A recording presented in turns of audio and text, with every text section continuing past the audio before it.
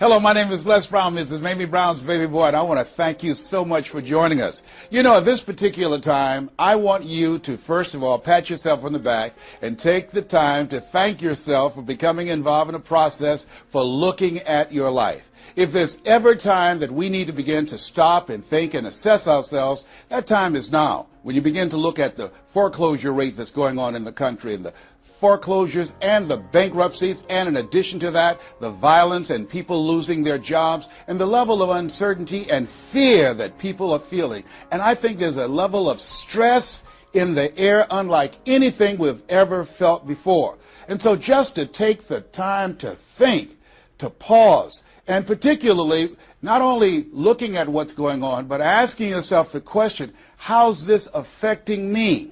You know, we want to all become successful, but I've found that there's some success that's toxic success. What I mean is that you don't want to end up going after goals and dreams and neglect yourself. I want you to think about your goals and dreams and things that you want to achieve, and at the top of the list, I want you to put up there your strategy for being here. I just came from the doctor. Let me share something with you. I don't care what goals and dreams that you have. You've got to have your health in order to be here. So at the top of my list, and I'm suggesting you put it at the top of your list, your strategy, your game plan for being here. What are you going to do to take better care of yourself? That's one of the first things I want to ask you about. Because when I look at my life at 64, and I used to think people in their 50s were old, but now that I'm 64, I said, look here, people in their 80s and 90s, they're old people. My goal is to be here not only just to see my grandchildren, but to see my great-grandchildren and my great-great-great-grandchildren. But in order to be here, that's not just lip service, that's a commitment with my time, with my energy, and the choices that I make. So I want you to think about your strategy for being here, and I want you to think about your goal for securing your life in your future. See, as I get older, my goal right now is to become an asset to my children rather than a liability, financially and physically. See, I don't want to be a burden to my children. I don't even know if they like me that well. See, I love my mama. My goal and dream was to take care of my mother. I did that. I brought her home. I took care of her until she's 89. But children, they're different today. These are different type of people up in here. You don't know what this generation might do. Now, I know they say, Darren, we love you, but I really, really want to stay in good shape and take care of myself because I don't want to be around the house and my kids saying, look here, who's going to take care of him today? All he's doing is sitting around talking to himself, talking about, yes, I can, and yes, I will, talking out of his head. No, I don't want that kind of party for me. My goal and objective is to die young at an old age. So I have a game plan. I don't like to eat vegetables all the time, but now I feel like a silly wabbit. Why? Because I realize at this stage of my life, I've got to eat more vegetables, I've got to get more rest, I've got to drink more juices, and I've got to do all of the things that make the healthy choices that will say to my body, Les, you plan to be here, I see that you're serious, so I'm going to take care of you. I do 160 push-ups every morning nonstop. Why? I couldn't do that at 15 or 20. But at this stage of my life, I've got to do those kinds of things in order to challenge my body, to stretch my body, and to indicate I plan to be here. What's your plan? What's your goal? Because if you don't have a goal for being here is not a given.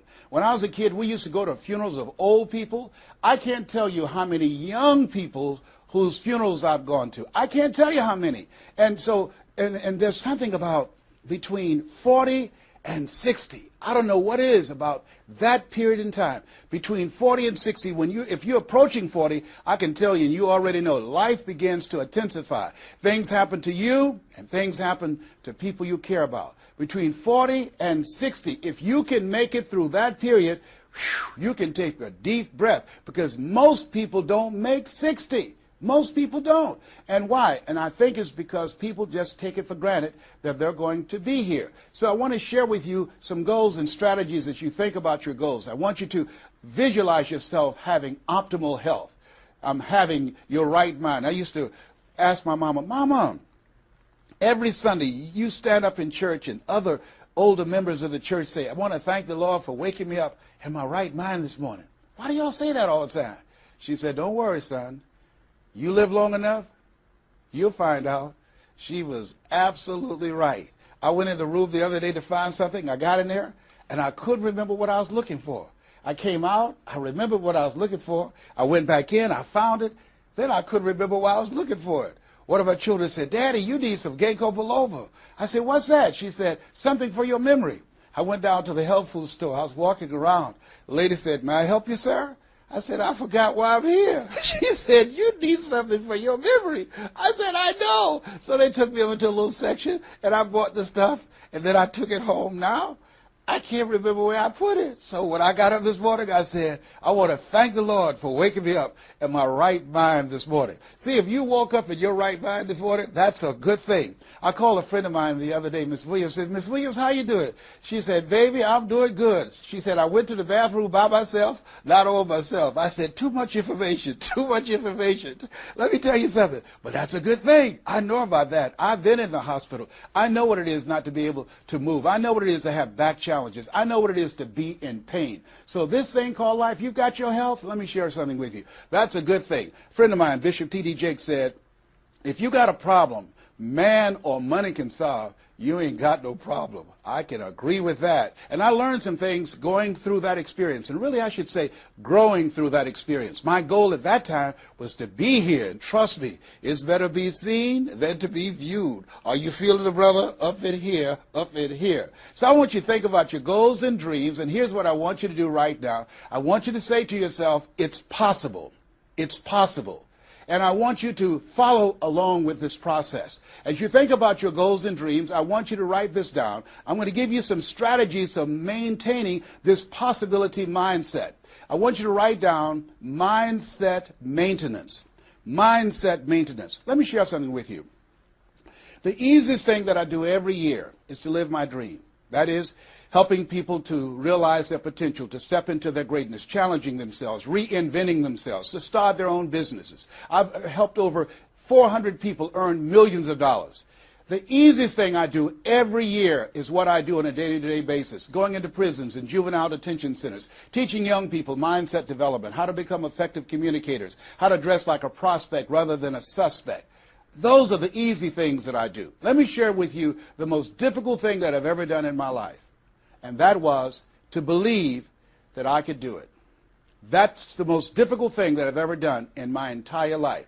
To believe that I, Les Brown, who was born in an abandoned building on a floor in a poor section of Miami, Florida, with a twin brother. We were adopted. We were 6 weeks of age by Mrs. Mamie Brown, and I called myself Mrs. Mamie Brown's baby boy. All that I am and all that I ever hope to be, I owe to my mother. I saw a sign once that said, God took me out of my biological mother's womb and placed me in the heart of my adopted mother. To believe that I, Les Brown, who was labeled educable mental retarded, put back from the 5th grade to the 4th grade, failed again when I was in the 8th grade, to believe that I had the ability to live the life that I'm now living. No one could have told anybody who knew me, including myself, looking in on us when Mrs. Mamie Brown was raising us in a poor section of Miami, Florida called Liberty City in Overtown, that I would be who I am right now. I didn't even know that. And I want you to think about your goals and dreams, and I want you to expand them. Why? Because it has been said that most people fail in life not because they aim too high and miss. No, most people fail in life because they're just like I was for 14 years. They aim too low and hit. And many never aim at all, not at all. They just go through life surviving. Someone said that many people die at age 25 and don't get buried until they're 65. I was talking to a friend of mine named Rosia, and I said, Rosia, how you doing?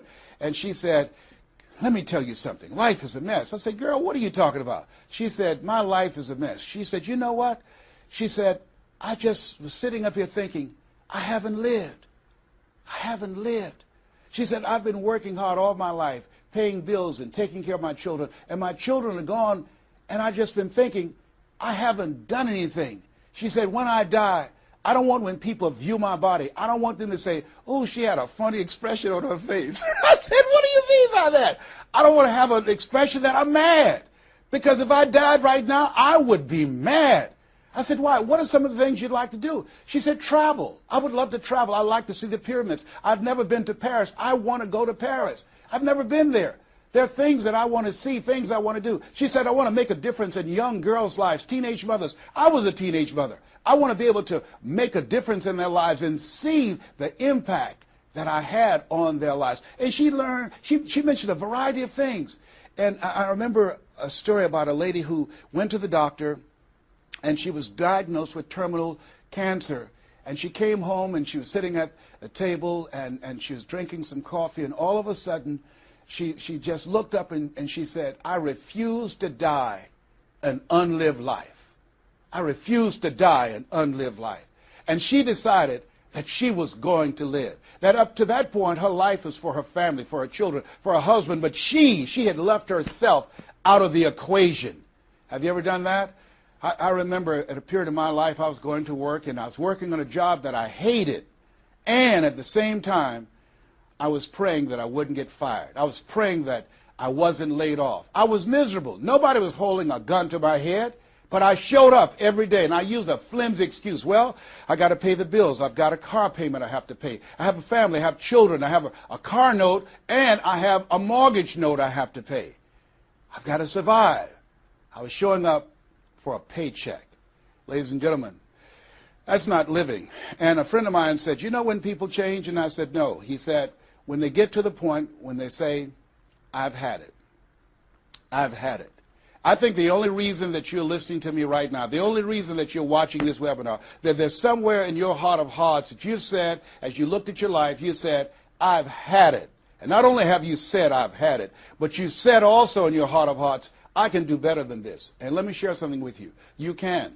Because if anybody told me, and I'm going to share some things with you that I've done, not for the purpose to impress you, but to impress upon you what the possibilities are when you work on your mind and have mindset development. Because I've found that how people live their lives is a result of their state of mind. It has been said, you don't get in life what you want, you get in life what you are. So part of the process, number one, is expose yourself to positive messages. See, what I'm doing right now, I'm distracting the story that's going on in your head right now. How you live your life, how I live my life, how all of us live our lives is a result of the story we believe about ourselves. And most of us are born into stories. I was born into a story where we were poor, but we didn't know it. I didn't know we were poor until I got on a bus with my mother going to do domestic work on Miami Beach. And when we crossed the Venetian Causeway and I saw those big, beautiful hotels, and I was in the homes with my mother making up beds and cleaning, and we ate the food left over from the families that she cooked for. And we wore the hand-me-down clothes of the children that she kept. And I kept saying, "Mama, what is it, boy?" As we got ready to pack up to go back home and to Overtown and Liberty City and all the poverty and filth and the violence there, I was saying, "Why can't we stay here? Why can't we stay here?" She said, "Leslie, we can't." "Why?" "Because we can't." "Why, Mama? Why can't we?" She said, "It's just the way it is. Now shut up." And I kept saying to myself, why is that the way that it is? And I guess I was okay for Wesley and Margaret Ann and Leonard and Angelo and Sharon and Linda, but it wasn't okay for me. I was curious. I wanted to live like Mr. Sidursky lived. I wanted the big car that he had. I wanted that big home that he had. We lived in a 2-bedroom apartment. It was 7 of us, plus Mama. He had a big mansion, just 3 of them, 10,000 square feet. I said, "Mama, what is it, Leslie? One day, I want to buy you something just like this." My brothers and sisters, when we were on the bus going back, they were just engaged in playful things. I was thinking and dreaming. Mama didn't understand why I was thinking like that, because I'd been exposed to positive messages. I had to take care of Mr. Sidursky. I had to shine his shoes and clean his office. And every day when he was listening to motivational messages, I was hearing those things too. Earl Nightingale, we become what we think about. All of us are self-made, but only the successful will admit it. In order to be successful, you must be willing to do the things today others won't do in order to have the things tomorrow others won't have. Your mind is a machine. You must program yourself for success. Wow. When I heard those words, I said, wait a minute. I could program my mind for success. I can program my mind for wealth. You can too. Trust me. I've earned over $55 million in the last 28 years. Anybody told me that I would be doing what I'm doing right now? I spoke recently in Sweden. They paid me 40,000 euro for an hour speech. I had no idea that this Les Brown that you now see had the ability to do that. I used to work for the Miami Sanitation Department as a garbage collector. I used to be a janitor. I used to do door-to-door sales. I used to work for Sears in Miami on Biscayne Boulevard. I had no idea this Les Brown that you now see had the ability one day to give lectures at Harvard or Yale or Dartmouth University. I had no idea that this Les Brown existed. I don't tell you that to impress you, but to impress upon you. There is more in you. Simba, there's more in you than you have been expressing. All of us have seen Lion King, some great symbols in there. And I say to you, there's more in you right now than's represented in your bank account. There's more in you right now that's being reflected by your life right now. Your life is not a true reflection of your potential. You have greatness within you. You have the ability to do more than you can ever begin to imagine. There's a reason that my favorite book says, as a man thinketh, so is he. And as he continues to think, so he remains. In order for us to begin to break into that level of greatness that we have within ourselves, you have to make a conscious choice every day to expose your mind to positive messages. So I put myself on a regimen. I do this every day, and I suggest that you do it. Write this down. Number one, listen to motivational messages every day. If you have Choosing Your Future, a set of tapes, the CDs that we produce, or Creating Your Greatest Life, I guarantee you, if you do what I'm sharing with you right now, for 6 straight months, every day, your life will never be the same again. I guarantee it 100%. You listen every day for 1 hour to Creating Your Greatest Life, any of those messages, because faith comes by hearing and hearing and hearing. What it will begin to do is interrupt the story in your mind. It will override the story that you believe about yourself. It will distract all the negative thoughts that you have that's holding you back, that held me back for 14 years. When I used to go see the #1 motivational speaker on the planet, Zig Ziglar and Tony Robbins, and my heart said, I can do that. I love to help people. I'm just like my mother. And then my mind would ask how. And I went from my heart to my mind. And my mind would say, Les Brown, you don't have a college education. Les Brown, you've never worked for a major corporation. Les Brown, you were labeled educable mental retarded. They call you DT, the dumb twin. You're not as smart as your brother. Have you ever thought about something you wanted to do and you convinced yourself that you couldn't do it? See, sometimes we need to have some external voices. And so by listening to motivational messages, that began to override the negative thoughts that I had about myself in my mind. And it gave me a new story and empowered me and gave me a vision of myself beyond my circumstances and mental conditioning and started me to writing a new chapter in my life. And so now, money will never be another issue for me. And that was an issue for most of my life because I didn't know what I didn't know and I thought I knew. So one you have to do is that you have to have a mindset development strategy where you are deliberately taking an hour every day listening to a motivational message. Every day. Here's something else. Read 10 to 15 pages of something positive every day. Why? And read it with conviction and stay focused. 10 to 15 pages every day. This is 7 days a week? Absolutely.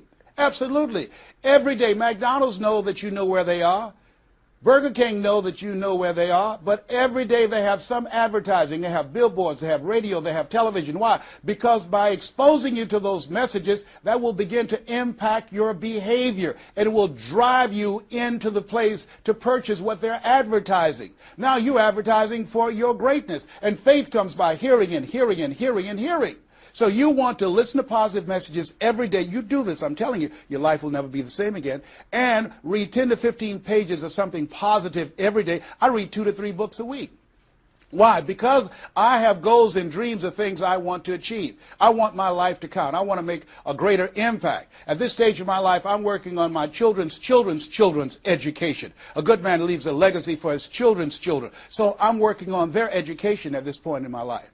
And as I begin to look at myself, in order to achieve more and to do more, I know I have to work more on my mind. And let me give you an example of how this works. The most money I've ever earned in an hour and a half, $260,000. That's the most money I've ever earned in an hour and a half. A lot of people work a whole month and don't do that, or 6 months.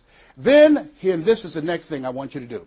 I want you to look at your relationships, and I want you to upgrade your relationships. See, MIT did a study, and this study indicated that you earn within $2,000 to $3,000 of your closest friends.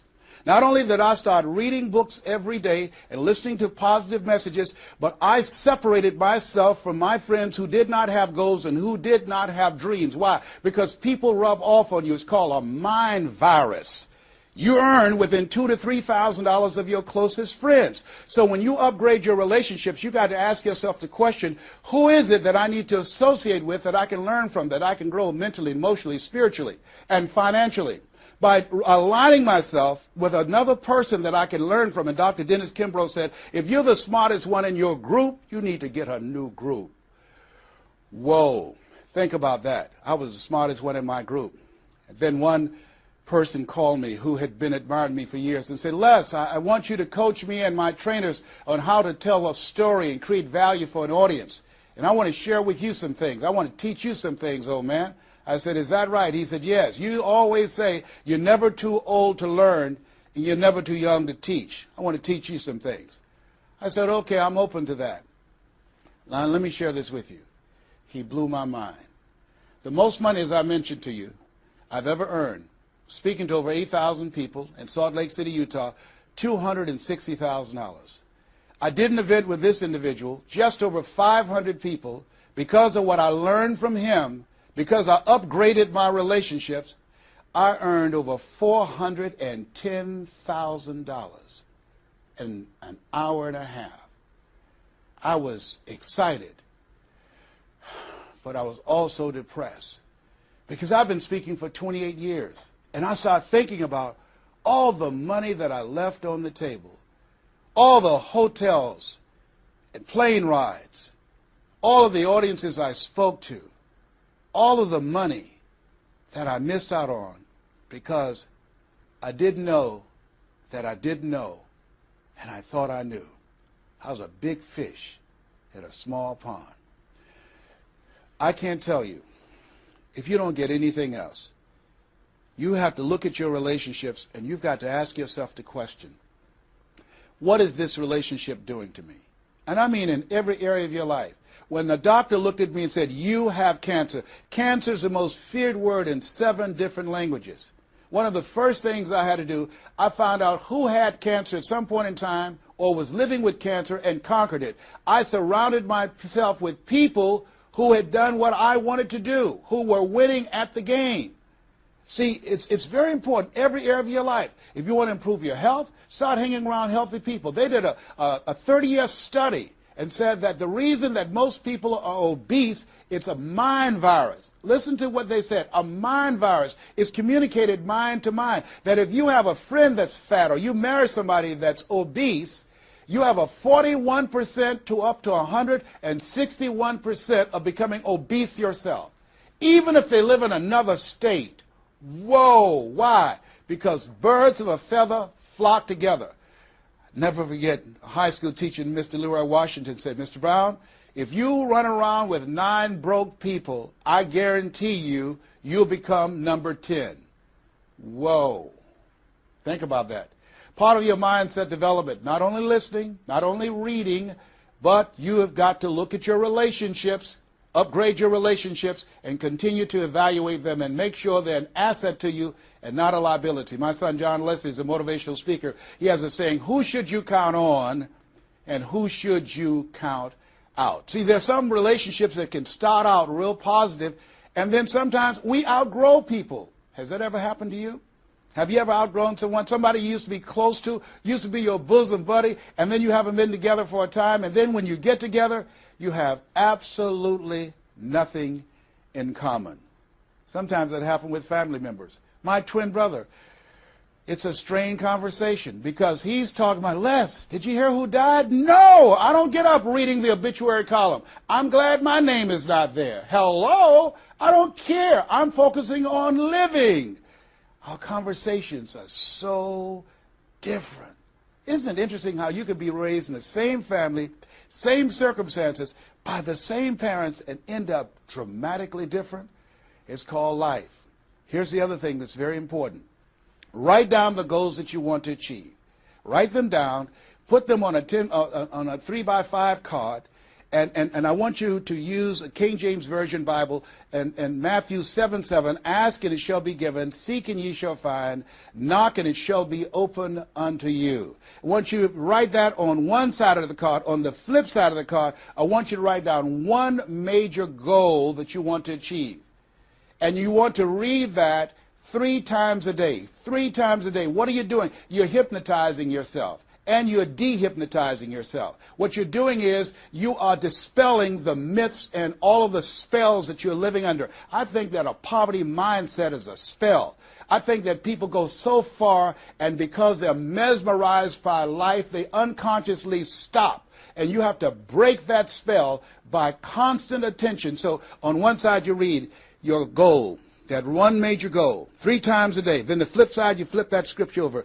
Ask and it shall be given. Seek and ye shall find. Knock and it shall be given unto you. As you read that every day, 3 times a day, I can tell you, amazing things, breakthroughs will happen for you.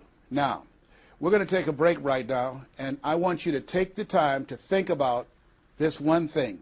What is it that you're going to do differently? Because in order to do something you've never done, you've got to become someone you've never been. You've got to be willing to give up who you have been to give birth to who you can become. I want you to take the time and write down one radical change that you're going to make about you, and you know if you do that, your life will never be the same again. This is Mrs. Mamie Brown's baby boy, Les Brown. We're going to take a break right now, and we'll be right back.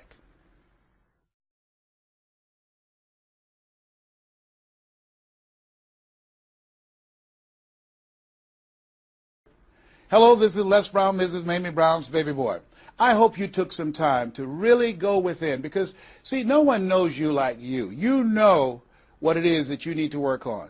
I mean, one of my main issues that I had to dramatically change about myself was I had to develop courage. I used to go see people do things. I saw speakers on stage. My heart would say, I can do that. But I didn't have the courage to stand up for myself. For 14 years, I procrastinated. For 14 years, I kept myself as a spectator sitting on the sidelines. And then I saw a speaker, and he was so boring, the room was as quiet as a graveyard between funerals. And I said, whoa, if he can do it, I know I can do it. And because I saw what he did, and his brother-in-law was sitting next to me, and he said, you ought to be that boring and earn the kind of money he earned. I said, how much did they pay him? He said, $5,000. I said, $5,000? He's only been talking for about 45 minutes or an hour. He says, that's how much they make. Now, I wasn't earning $5,000 a month. I said, wait a minute. If he can do that, I know I can do that. Have you ever done that before? He gave me courage. And so at that moment, now that was a decision. I didn't have to have his example of somebody that was less talented than I was to give me the courage. I should have had the courage to stand up myself, to believe in my own stuff. But the truth of the matter is, I didn't. And I can't unscramble those eggs. I cannot pull those years back. I cannot recapture those 14 years. Maybe, that's my favorite book says, forgetting those things which are behind, reaching forth unto those things which are before. And press toward the call of your higher calling. Press toward that mark of your higher calling. And that's what I do. That's what I do every day. I have to continue to work up the courage. I remember going in to do a presentation before a group of educators. I was the only one there without a college degree. And I had to talk to myself. I went into the bathroom and I said, Les Brown, let me tell you something. What do you care about the fact they have MBAs and PhDs? That only means pile high and deep to you, and not any disrespect for credentials. They're very important. But I had to get myself together. Hey, look here, you can't go in there worrying about what they have. Just bring what you have. You got 7 children you got to take care of. You got a mother you have to take care of. And you have something to say. You have some talent. You have some abilities. You've got to believe in yourself. You've got to stand up. You can't punk out now. You can't fold now. See, sometimes you have to talk to yourself. It might be the most intelligent conversation you will ever have, talking to yourself. So that radical change, it doesn't happen overnight. You can make the decision, but you've got to stay on top of yourself every day to come from and live your life from a place of power, courage, and faith, as opposed to being a volunteer victim, as most people are, volunteer victims. Here's something else. Get an accountability partner. Get someone that's like you, a like-minded, like-hearted person that you have similar goals and dreams, and you hold each other accountable, and you talk with each other on a regular basis. And if you can, join a mastermind group of other supportive mindsets of individuals who are working to improve themselves, who are stretching and challenging themselves. And here's something else, a worthwhile investment.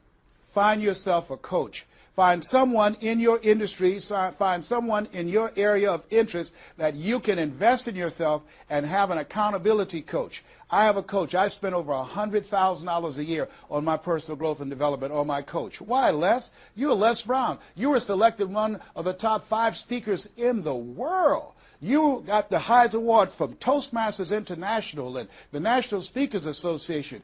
You're one of the highest paid speakers in the world. Why would you need a coach?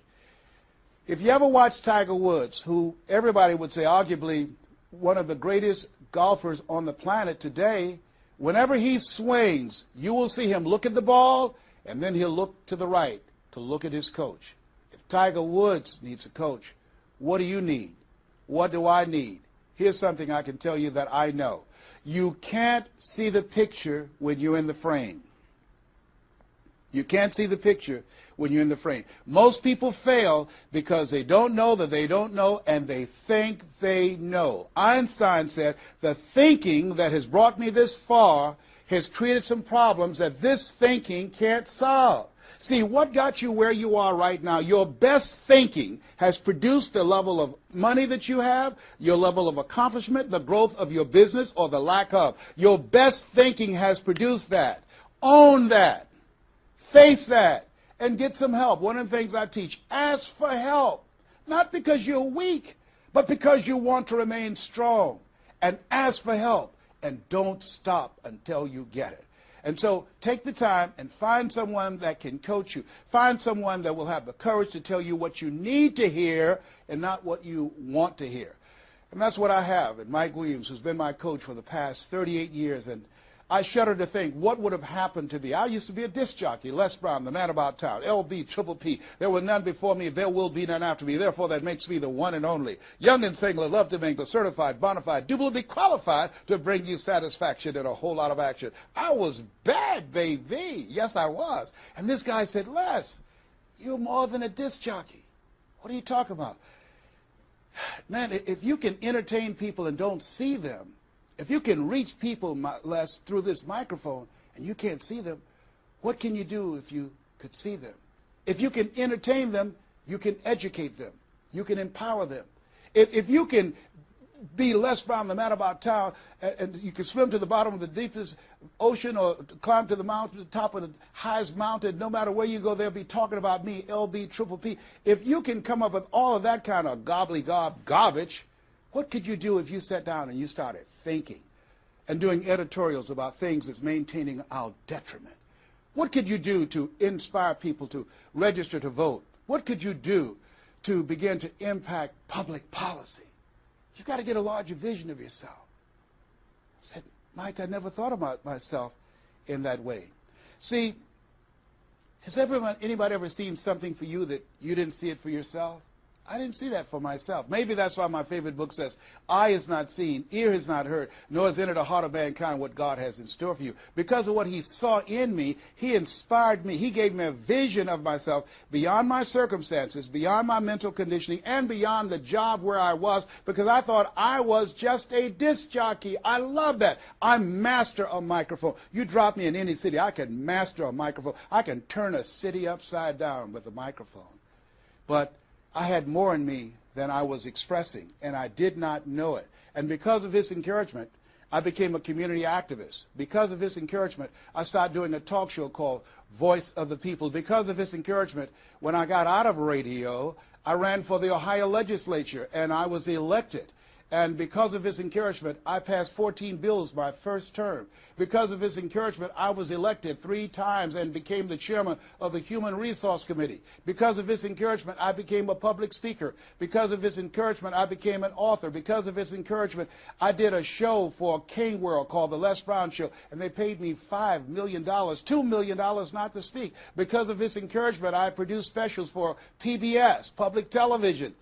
They said, you couldn't do that. You don't have a college education. It's educational television. Because of his encouragement, I did so many things I had absolutely no idea that I could do. I encourage you to live full and to die empty. There's more in you right now than just working on a job where they pay you just enough to keep you from quitting and you work just hard enough to keep from getting fired.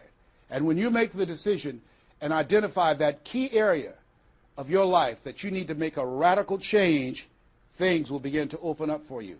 Now, here's the other thing that's very important. Once you identify your goal, I want you to get, if possible, a visual picture of your goal. My major goal was to buy my mother a home. I got the picture of the home with a 12-foot swimming pool and a basketball court on a golf course. I bought that home for my mother. It cost just over $400,000, 10,000 square feet. I had a picture long before I had the money and the down payment to get it. My goal was to be known nationally and internationally as a speaker. I had that goal. I had a card that I had on one side, asking you shall be given, seeking you shall find, knocking you shall be opened. On the other side I had, I'm the world's #1 orator. I produced that result in my life. I had a goal of becoming a talk show host. I used to watch Phil Donahue, and I put my picture on the screen of the television as I listened to the program. I visualized myself there, and I was called by King World Production, and I had my own talk show. Well, it was the highest rated, fastest canceled talk show in the history of television. Well, at least I had one. It's called life. Now, here's something else. You will fail your way to success. Trust me on that. You can have a lot of failures, a lot of disappointments, but you will fail your way to success. Goethe says that which does not kill you will make you stronger. See, 85% of people allow their fear of failure to outweigh their desire to succeed. That's why you have to be of good courage. You have to have courage. When life knocks you down, I have a saying, try and land on your back, because if you can look up, you can get up. So once you look at and decide the goal that you want to put some things, put a treasure board or a goal board and have pictures of the goal that you want to achieve so you can see it every day when you get up in the morning and the last thing at night. You're programming your subconscious mind where 9 out of 10 decisions that you make comes from there. Here's something else. Not only do you want a physical picture that you can see every day to remind you to keep you on course, but the other thing that's very important in achieving your goals, writing your goals down in detail and having 7 action steps that you take every day. Now, Robert Schuller said, by the yard it's hard, but inch by inch, anything is a cinch. You want to think about what are the things I need to do every day. Break it down into increments. You have your 30-day goals, and you have your 3-month goals, and your 6-month goals, and your 1-year goals, all right? You want to break it down in increments. What do you need to do starting today? Don't squander any time. There goes a second. There goes another second. There goes another second. And all the power in the world can't bring it back. So what are 7 things that you can do starting today? And then once you do those 7 things, then you work on all the other stuff. But what are the 7 most important steps that you can take that can move you in the direction of your goal? And when I decided to become a speaker, I started memorizing quotes every day. That was one of the goals I had, to memorize quotes. I have probably over 400 to 500 quotes and statistics in my head in all kind of areas. I've spoken at the National Convention for real estate conventions, RE/MAX. I've spoken for doctors and lawyers. I trained over 5,000 doctors last year, teaching doctors how to communicate with their patients to increase their taking of their hypertension medication, to increase their compliance from 30%. I was paid $640,000 in 1 month, Monday through Thursday, 30 minutes a day. A lot of people work a whole year and don't do that. I don't tell you that to impress you, but to impress upon you. You've got greatness in you. You can do more than you can ever begin to imagine. I had no idea this Les Brown UC existed. I had no idea. And the reason that you're watching me now is because you know in your heart of hearts that you can do what I've done and even more. And so as you begin to think about that, think about writing your goals down, listening to motivational messages, changing your relationships, upgrading your relationships, thinking about 7 things you need to do every day, some radical change you need to make in you. There's an old African proverb that says, if there's no enemy within, the enemy outside can do us no harm. Here's something else that's very, very important. As we talked about having a personal coach, the next thing that's important about reaching your goals is this. What is it as you look in your past that's affecting you right now? I saw a movie called Magnolia, a powerful line in that movie. And the movie said, we might be through with our past, but our past is not through with us. Whoa. Let me share something with you I realize about myself. The reason that I procrastinated for 14 years was because when I was in the 5th grade and Mrs. Mary Ford Williams said to Mrs. Crompton, he doesn't belong here. He is slow. He's not like his brother. And they put me back from the 5th grade to the 4th grade. That affected me. I didn't even realize it. They say sticks and stones will break your bones, but words will never hurt you. Yes, they will. But they can also free you up. Because I'll never forget when I met Mr. Washington. It was my junior year in high school. I'd been in special education from the 4th grade all the way up to my junior year in high school. My twin brother always made the honor roll. And he said, young man, work this problem out for me. He was a new instructor. I said, sir, I can't do that. He said, why not? I said, I'm not one of your students. He said, look at me. Yes, sir. Work the problem out anyhow. I can't do what you asked me to do, sir. Why? Sir, because I'm educable, mentally retarded. And the students erupted in laughter. They said, hey, he's DT. He said, what's that? He's the dumb twin. He's not Wesley. That's Leslie. And he came from behind his desk and he said, don't ever say that again. Someone's opinion of you does not have to become your reality. That was a jarring statement. On one hand, I was humiliated, but on the other hand, I was liberated because he looked at me with the eyes of Goethe who said, look at a man the way that he is, he only becomes worse. But look at him as if he were what he could be, then he becomes what he should be. And here's what I learned from that experience. I want you to visualize yourself already there. Whatever goal, whatever dream that you have, see the picture complete. See yourself there. Why? We have something at the base of our brains called the reticular activating system. See, you have genius within you, and to prove it, let me give you an example. The other night, I said, I've got to get up tomorrow morning at 7 o'clock. I was at a hotel. I called downstairs and told them to call me at 7 o'clock. The hotel neglected to do it, but I woke up at 7 o'clock on the nose. Have you ever done that before? How did you know when to get up? Hey, that subconscious mind. Everything we need, the answers are already there. Have you ever seen somebody and said, you know what, I remember your face, but I don't exactly know where.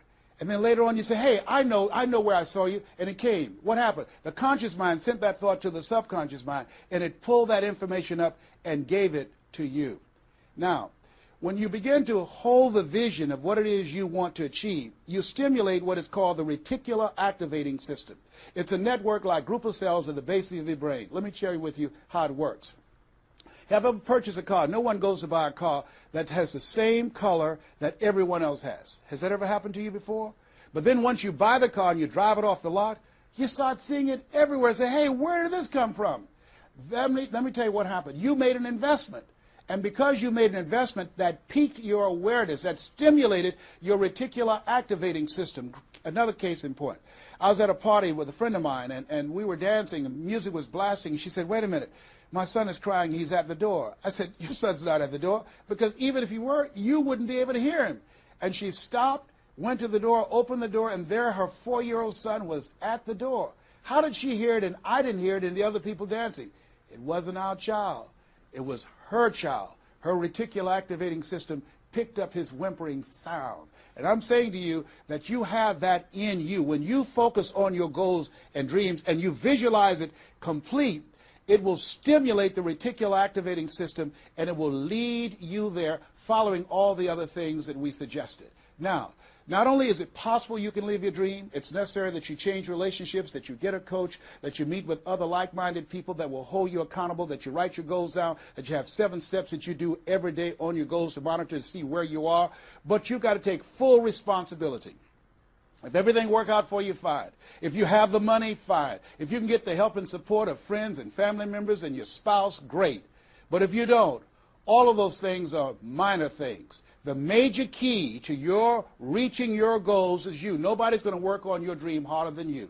Trust me on that one. You've got to take responsibility to make it happen. If it happens when you come out the gate, fine. But if you fail, so what? Come back again and again and again and again. If it's something that you love, if it's your passion, until you do it. George Bernard Shaw said, the people that make it in this life, they look around for the circumstances that they want, and if they can't find them, they create them. Here's something else. It's hard. When I bought the first home for my mother, and I didn't do a title search, and a guy sued me, and I had to move out from the big, beautiful home I bought her to a roach-infested home I moved her out of. And the neighbors came out and said, "Mamie, y'all back?" "Yes, what happened?" "My boy lost a house. He didn't do a title search. And we had to get out. They foreclosed on the house. He didn't have the $50,000 to pay the guy who put a lien on the property." It was devastating. But let me tell you something. It was worth it. Because I came back. 90 days later, I got a bigger and better house. 90 days later, I stayed focused on the goal. And that's the thing that you want to do. Stay focused on your goal. Keep the main thing the main thing. You're going to have distractions. That's a part of the process. It's not there to stop you. It's only there to challenge you. You want to grow through it. You know, I think it was Robert Schuller who said, "Tough times never last, but tough people do." Keep the main thing the main thing. You going through hell? Don't stop. Keep moving. Keep on moving. Don't stop to talk about it. Keep moving. That's the name of the game. Keep on swinging. One of my favorite movies is Cool Hand Luke and Paul Newman. I don't know if you've ever seen the movie, but there's a scene where Cool Hand Luke is fighting a guy. A big dude, just kept knocking him down. Bam! That kept on knocking him down. Cool Hand would get up. He'd knock him down. Bam! And pretty soon the guys are feeling sorry, say, "Stay down, Cool Hand, stay down." Cool Hand Luke would get back up again. Guy would knock him down. Bam! The guy would say, "Stay down, man, stay down." Cool Hand would get back up again. The guy would knock him down. Bam! And after a while, the guy got tired of knocking Cool Hand down. And Cool Hand stood up. Everybody had walked away, and he was still swinging in the wind. Swinging. Nobody was there but him. That's who I am. Cool Hand Luke. That's who you want to be. Cool Hand Luke. You keep on swinging, and the universe will yield to you. It will dispatch angels to come rescue you and say, "Back off. Give him what he wants. Give her what she wants. Let's go find a wimp today." That's the way life is. It's hard, but it's worth it. What will make it worth it for you? Nietzsche said, if you know the why for living, you can endure almost anyhow. I want you to take the time and write down 12 reasons on why you won't fail. Because when the tough times come, and they're going to come, when life hits you on the blind side, and that's going to happen, your children start going crazy, or someone you thought you'd be married to for the rest of your life, like I went through, and they decide they want a divorce, called life. What is it that can keep you going? Your reasons will be your rod and staff to comfort you, to take you through that process. I can tell you it's possible. You can live your dreams. It's necessary that you surround yourself with people you can learn from and grow from, that you write your goals out, you work on them every day, that you have a made-up mind, I am going to make it. It's necessary that you constantly work on yourself, reading positive material, listening to positive material, going to seminars and workshops, investing in yourself, getting a coach. And it's you. You've got to take personal responsibility to make it happen. Don't see yourself as a victim. And it's hard. It's hard. Changing your life is hard. Getting up, working when you're in pain is hard. It's hard. It's hard.